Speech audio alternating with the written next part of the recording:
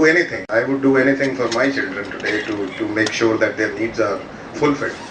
But we said no, we will not put them into trouble, too much of trouble, because where will the funds come from? So that maturity was carried forward when we started our journey in the professional career. Then I came to Goodyear, and most of our relatives, now there is another angle to it, this is the personal angle. Most of our relations, they were much better off or well off economically as compared to us. They were either in business or they were, their earning capacity was much bigger than us. So when we used to compare ourselves with our first cousins in the family, on family get-togethers and all, we used to feel that. We used to have that feeling in the family, because we would feel that differentiation between us and our cousins. And we used to discuss about it between the two of us. And that feeling, that desire, that little bit of hurt feeling, I would say, that we kept in our heart, we kept in our mind, but we never allowed it to become our what you call drawback or become a kind of a hatred for us. No, we tried to use it, and we took a decision that if we have to be somebody tomorrow, we have to work on our own. We don't have any property, we don't have any bank balances, we can't think of getting something from the parents. The maximum what our father could do, he has been doing for us. He is struggling, he is working hard to make sure that the family lives well. So now we have to grow on our own and we have to build up our own career. So that's how I got into Goodyear. So this small presentation which I am going to now start, can we request to go to the next page please? It's just 2 pages. I have tried to catch up, 2 or 3 pages. Thank you. And if you have any questions or queries or any comments, please feel free, raise your hand and I'll be most happy to answer.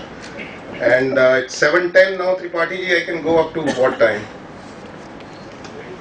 7:30? Okay, alright. So these are some of the thoughts which I have captured, and they are very close to my heart. And these are not my thoughts, some people have said it, but they are very close to me. The first one, I think you can relate to it. The key to successful leadership today is influence, not authority. I think you would all agree with me. I have never experienced anyone winning through authority.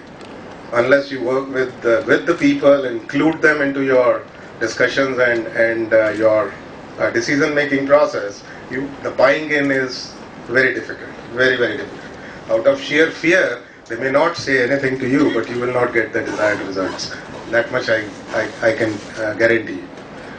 The other one is, the best executive is the one who has sense enough to pick good men to do what he wants done, and then self-restraint enough to keep from meddling with them while they do the job. Trust your people.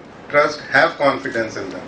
Because they are your people, you have chosen them. And if you don't trust them, there is something wrong with you, not with them. We got to live with this feeling. It's not their fault, it's your fault. It's your failure. So if you work with this thinking and choose your team accordingly, I don't think we'll ever fail in getting a good team around us.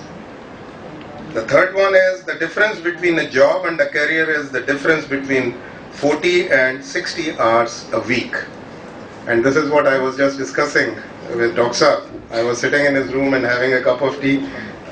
Satish ji was sitting next to me. And there, when you have a backlog, then you have to catch up with the backlog. When you catch up with the backlog, you compromise with the quality of work you do. You cannot catch up with the same pace and the same speed, otherwise you will catch. Sir, am I right? I get at least 200 to 250 emails every day, besides the conference calls which Mr. Tripathi has said. And trust me, you look at my BlackBerry, there is not even one single read mail which I have not read and responded to. And it is an everyday process. So you have to work, you have to catch up with your speed. Customers don't pay. The next one, I think this is the most important. Customers do not pay for our failures as management. They don't pay for waste, they don't pay for inefficiencies, defects, mistakes, accidents. They don't pay for it. And the last one, I think this is something which I like. Who says that there is no difference between complete and finish? Choose the right people, you are complete. Choose the wrong person, you are finished.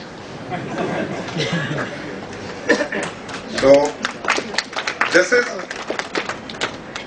the essence. This is the essence. So end of the day, it's people, it's your team. So that's how I have worked with. So what I have done is I have divided my career into three parts. Like I said, 1981 I started.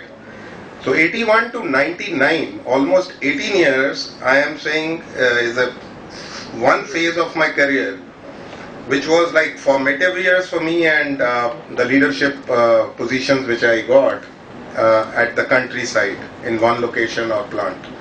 Second phase was for about 8 years, where I handled the functional leadership in manufacturing, in operations, at the country level, at the regional level, Asia Pacific region.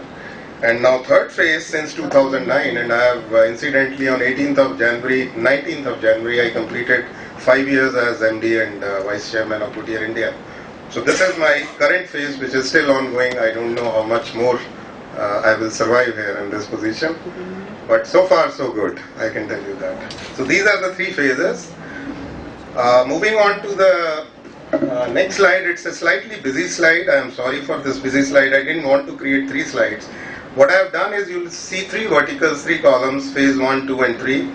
What I have done is, I have tried to share with you here what were the initial years, what were the learnings for me, and what were my enablers at that time. So if you look at the formative years, I was raw and completely untrained. I shared it already with you. I had some passion for sports. I was more into indoor games, table tennis and badminton. And I was actually, I represented at the state level when I was in college. And we won the trophy also. So some kind of a teamwork probably got imbibed into me from that sports time. I progressed rapidly through assignments. So if I share with you, from 81 to 2009, which was my last position, which I'm still having, I have, this is about how many years? 27 years, 28 years, roughly. 28 years, I got almost 14 positions or promotions. So on an average, every 2 years, if you do the simple arithmetic, it is every 2 years I got a position, I got a change. Now, the question comes when we hire people in the, I'll give you an example here. Every year we hire management trainees in the factory or in office, in head office, in sales, marketing, back end, front end of the business. So, and there are like batch of about 7 or 8 students who come and join us. And there is an orientation session, half an hour, with most of the executive committee or the leadership team and the senior functional leaders. So I was asked a question by somebody about 4-5 years ago, and this is about, I think, 2007 or 2008. There was a group which came, and there were like 4 or 5 girl students and about 2 boys, 6 of them. And I had already done about 26, 27 years. So their first question to me was, how could you spend such a long time in one company? Unbelievable. So my answer to them was that maybe I am Goodyear good, I am not outside good. So, or maybe I never got an opportunity to work outside, but that was not true. That was answer which I gave just from the lighter side. But seriously speaking, I asked them a simple question that, and this is the question which we, I think, all can look at. Why do we seek a change? Why do we take a change in a professional career? What is that? What is that requirement or need or urge which forces us to look for a change? And I am sure it is not money. Stagnation, wonderful. new challenges, you are desiring new challenges, job satisfaction. Invariably, most of the time, you don't like your boss. So you can't change your boss, so you change yourself. So you get out, right, sir? I have not liked my boss, but I still survived many times. So these are the issues which force you to change. And if somebody is continuously getting a change in the same organization every 1.5 to 2 years, then where is the requirement for taking a change? Because I was getting it, so I never had the opportunity to look outside. Frankly speaking, I had 2 or 3 opportunities in the last 10-15 years. I almost went to the level of signing up the letter, but then I said no, I withdrew myself. So that is a separate story. But the question here is that there was no need to seek change in Goodyear when I was in Goodyear. Now that's my story. It may not be true. Everyone has to look at their own career and their own working environment. That is most important. The principle here is very simple. You can't work on the same job, same task, same deliverables for more than, I would say, 4 years. My personal cutoff in life has been 3 to 4 years. Now, you can question me on my current position, but this is something which is beyond me now. There is nothing beyond this. Then I have to move outside the country, go to another cluster or a bigger region, or go to Europe or USA. But the job will be general management only. So that is not going to change. The scope could change, people could change, environment could change, go-to-market strategy could change, but nothing else would change. But prior to this, the personal landmark for me was always 3 years minimum, maximum 4 years. That if within 4 years you do not get a change in the organization, there is grossly something wrong either with you or with the organization. So you have to do some introspection.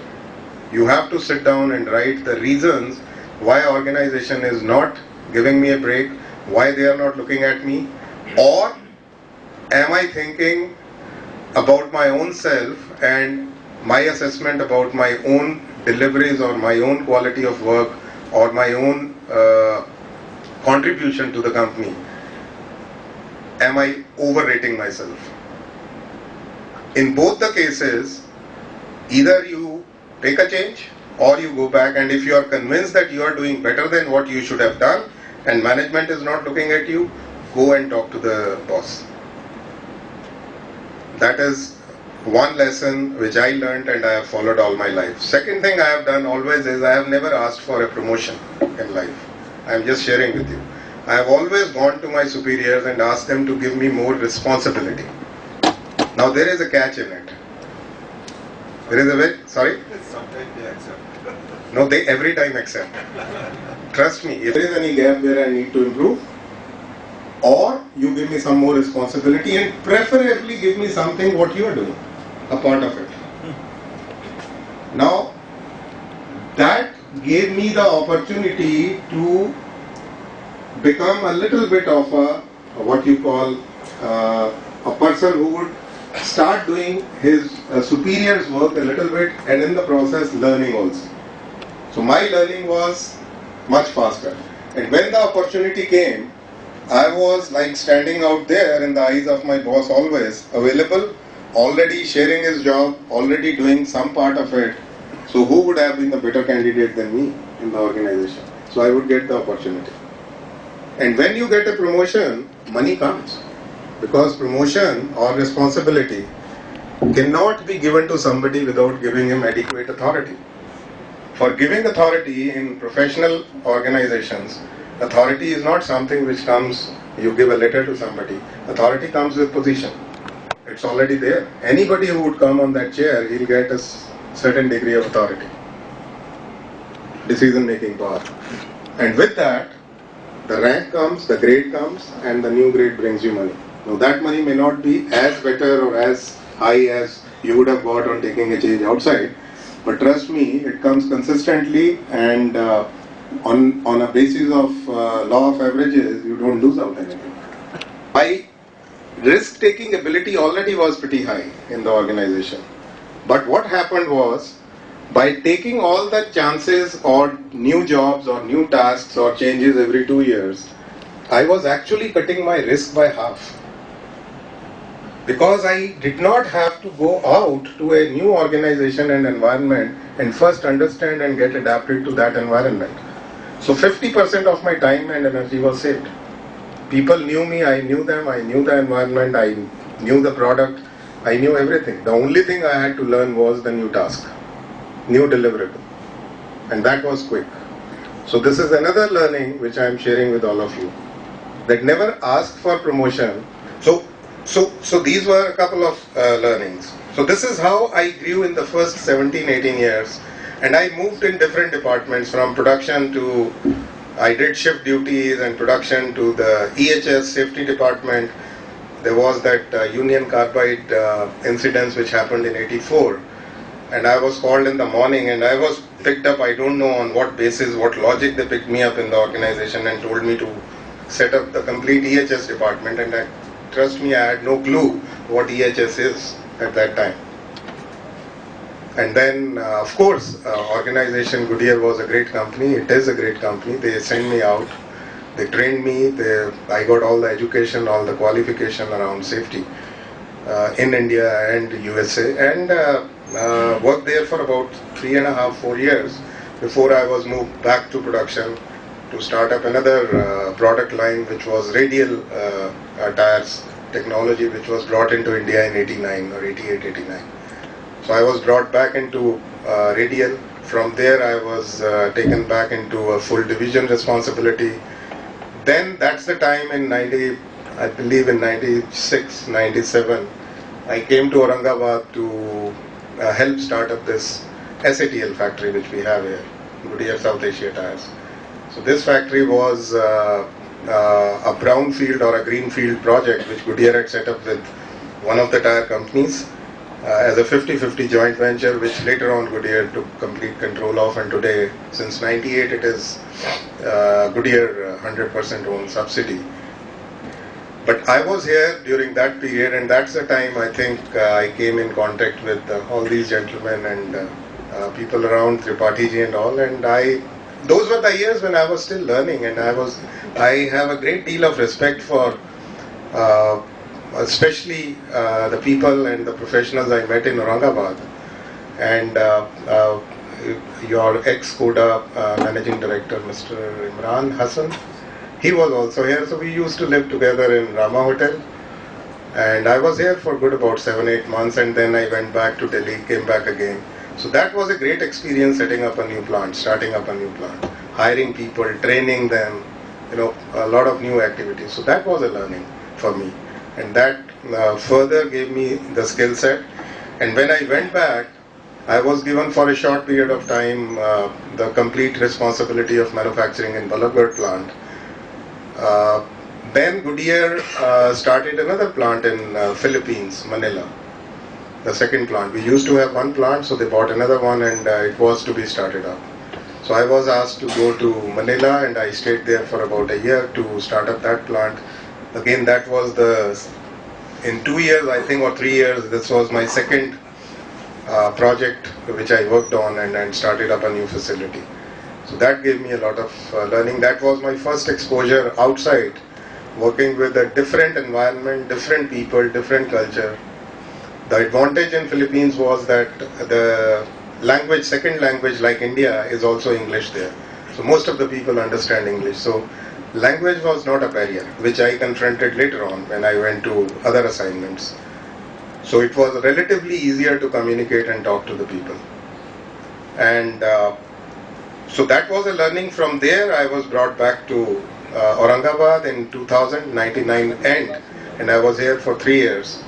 And that's the time I think we started AMA, Tripathi ji, 2000, 2001 I believe.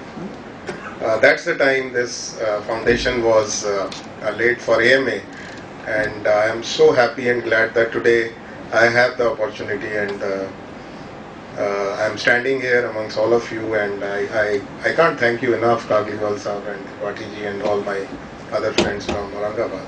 It's an honor. It's a wonderful moment for me. So that's the time I spent 3 years here. Went back to Delhi, then more responsibility. You look at the second part, 2000 to 2008. That's when I was given responsibility at the regional level, when I started looking after the full Asia Pacific. So I had about 7 or 8 different plants in 5 different countries, including India. So I used to be more on the aeroplane, less in the plants. Used to travel almost 20 to 25 days a month, spending every week at least 2 working days, full days in one plant. Either in Indonesia or Malaysia or Philippines or Taiwan or India or Thailand. So these were the countries. China was still a plant which was coming up. It was not operational at that time. So these were all the plants, and all these countries, English is a barrier language. And not many people understand English. Being an American multinational company, the management team speaks English, they understand English there, but not the hourly associates or the associates who work on the shop floor. They don't understand, including the first line manager, supervisory staff and all. So it used to be a difficult situation to have an interpreter all the time standing next to you and do the town hall meetings and communication meetings and addressing the union meetings and all. And then handling what we call it CBA, you call it long-term settlements with the workers, which happen every 3 years. I have the experience, you can say, or I had the opportunity to do at least 4 or 5 long-term settlements in India with both the plants, like Tripathi ji said, 2 different plants, 2 different geographies in India. Marathwada is a completely different culture and a region versus North India, Vallabhgarh. The expectations, the drivers of the desires with the people are completely different. People in northern part of the country are very, very aggressive. People on this side of the country, they are very docile.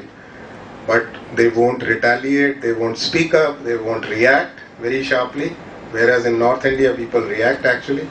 But once they react, you know what they are planning to do. Here you can't make out what they are going to do. You can go home thinking that you have convinced them and you have told them everything and they have signed off and agreed with you. You reach home and you get a surprise. And then you keep wondering what's wrong, boss.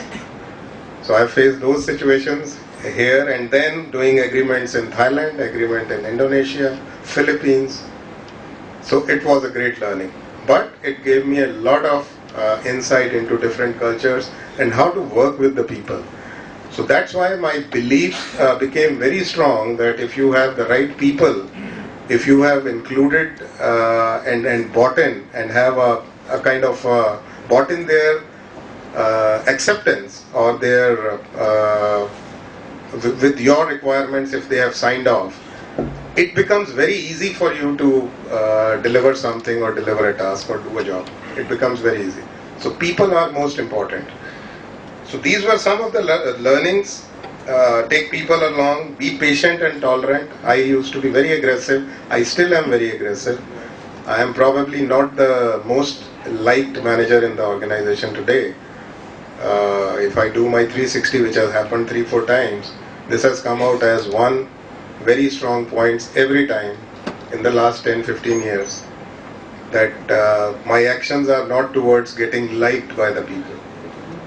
So you can take it as a strength, you can take it as a weakness. Sometimes we take it as a weakness. I take it as a strength, because so far it has not given me any setback. So I continue to practice it. You have to be tough, you have to be firm, you have to be assertive. You can't compromise with your own belief or value system. No way. And then the last phase, which is general management. Tripathi ji, I am overshooting the time, I am sorry. Do I have everyone's permission? Yes. You want me to continue, or is it okay? Because this is a little more interesting for me.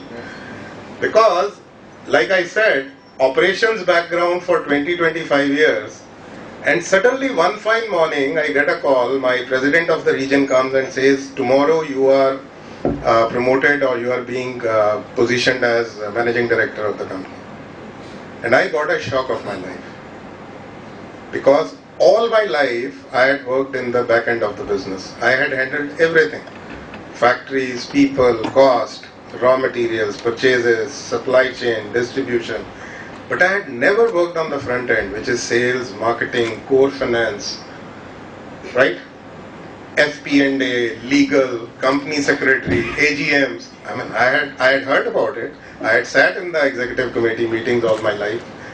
I used to clap on my colleagues and listen to their presentations, but would not get much insight into how they are being done. So I had no clue how the front end of the organization runs. And then suddenly you have a team of, here you are operating with functional leaders all your life. The seniority of the people is up to a level which is in the factories. You have people at, let's say, general manager level or a deputy general manager level. Now suddenly next morning you become the managing director, and now you are dealing with people who are at senior vice president and vice president level. Some of them were your colleagues till yesterday. And they are much more educated than you are. They are all experts in their fields. And now you have to work with them and manage them. And earn their respect. That was I think, in my career, most difficult moment. And I actually went back, I thought about it when this offer was made to me. And I had 24 hours to get back to my president and tell him whether I am taking this responsibility or not. But I think I looked at every angle, discussed at my house with all my family members, my mom, my wife and my 2 daughters. And we said, let's take it. I have never said no to a challenge in life, so why say no now? I'll have to start back again. I'll have to learn front end of the business. I'll have to try and manage the colleagues who were my colleagues, and now they'll be my subordinates. And trust me, there was one gentleman in my team. He's still with us. He left Goodyear. He came back to Goodyear after 10 years. And when he left Goodyear, he was already a director in the company and senior to me by at least 5 years. And then he came back and he is reporting into me.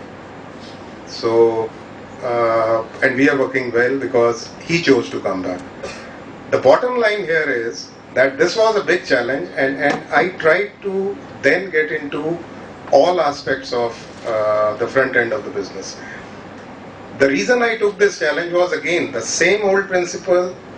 What was my risk? My risk was how fast can I learn the front end of the business. That was the risk or the time I had to decide. But rest of it was already known. The back end of the business was known to me. I had done it for 20 years plus. So backside of my hand, I could run that business. So I had no problems with the factory side or operation side. So I dedicated all my time, the next 6 months to 9 months, on learning the front end of the business. And I used to attend meetings. I would have asked many stupid questions also, but I never felt shy about it. I never hesitated. And I said, that's the only way to learn. I made mistakes also, a couple of mistakes also. I got caught into a situation which was about 3 years ago. And this is a situation in a multinational company, especially an American company. And on top of it, especially Goodyear type of company, which is Midwest culture and very, very conservative, much more conservative than any other multinational you would find. On the ethics, on integrity, on honesty, on corporate governance, business conduct. These are some things which are zero tolerance. If something can be less than zero, it can be even to that level. And all my life we had practiced it. But I got caught into a situation where there was one particular, I am talking of working capital management, one of the indicators which drives working capital, and there are 3 working capital indicators, most of you would know it. What drives working capital is AR, AP and inventories. There is nothing else. right? Everybody's up. And all three are important. All three play a role. These are the main cash flow drivers for any organization, and very important for the management. They are the key indicators. And I got caught by surprise that one of the indicators, probably it appeared as if it has been managed in a fashion which was against the norms or against the Goodyear culture or the rule book, and there was a internal audit investigation, and that was the toughest period of time I spent in my life. I wish and I pray that nobody ever goes through the internal audit or investigation. Nobody. And I was caught by accident. And I went through hell, I can tell you that. It is a learning. But I went through hell during those 2 or 3 months. Finally, when the report came, I was completely exonerated because I had no role to play. I was, on moral grounds, I got a tap on my back hand again, in our language, that since you are the managing director, you should have process or system which gives you a flagging or a tinkle or something. You cannot say that I didn't know about it. And we have made systems after that, and touch wood, I hope it never happens again. But so these things do happen. You are exposed. When you are on the top, you are exposed completely. People would do things out of sheer innocence, not deliberately, not intentionally. People below you will do certain actions to, again, their intention would be to benefit the organization. So their intention is good, very honest. They wanted to benefit the organization. But the process they took, or the path they took, that was not in line with the Goodyear rule book. So the learning is that it is important to achieve tasks or goals, but you cannot compromise with the way you achieve it. The path has to be the same as decided or derived, or which is the most ethical or which falls under the business conduct manual. That is the most important thing. And that was the learning for me. So, sorry, the long story short, 5 years have been great. I think 2013, I can tell you in my career, in my last 5 years as managing director, is probably we have achieved the best performance results in the year 2013. Despite all the odds, despite economic slowdown, despite automotive sector not growing the way it was growing 2, 3, 4 years ago, but I think with my team, and the credit goes to the team in Goodyear India, that we did some actions, we took some steps, we positioned the business in a way that we have been able to deliver the best ever results. So I am particularly very proud of my team, very proud of my all my associates. And all these are important. You should have the ability to stand up and speak up, conduct yourself in a very upright manner, be very transparent and be very firm. Never, never, never compromise with your beliefs or values. Communication is the key, and build coalition. That is at the top level. You have to work with people. You cannot be dictatorial, you can't direct them. At times you have to take a decision because buck stops at your table, but you have to hear them out and create a kind of a consensus and then take a decision. And then decide what we want to do, where you have majority of the people already into that understanding. And the bottom line takeaway point, if you can read, it says, and this is something I picked up, that there is a kind of a domino effect when organizations collapse. How does it start? Any organization which collapses, and we have many examples, it all starts with the reputation crisis. If any organization, for any reason, it could be a quality reason, it could be a product quality, it could be customer dissatisfaction, losing complete trust in your organization or the product, It could be integrity issue with your associates or with the organization. It could be anything.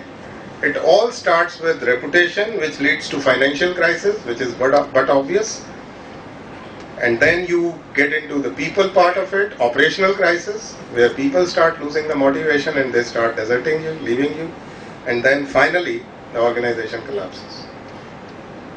So the key here is make sure that the reputation of the company, the reputation of your own people, your own management, anybody's, my own reputation, my company's reputation, should be protected at any cost.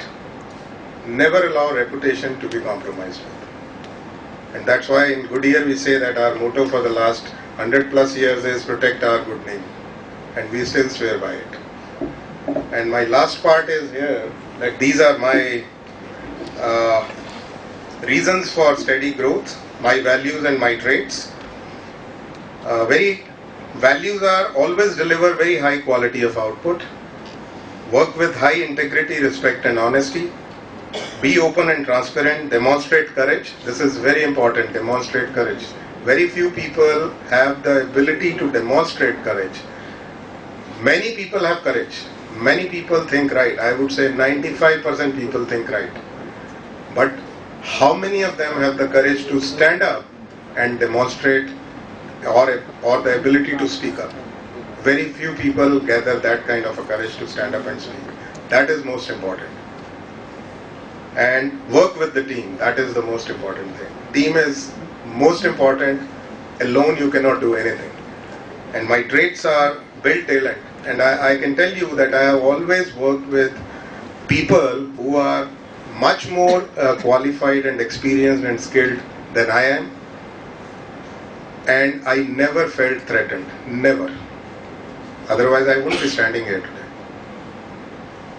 So the person who sits in that corner office, one thing he must know, who are his resources. He only has to know that. And then he should have the ability to use those resources at the right place and with the right ability. He may not be a technical expert, he may not know everything. Nobody can know everything. But we must know our resources. And we should have the ability to work with them, bring them on board, and use them, utilize their potential to the maximum.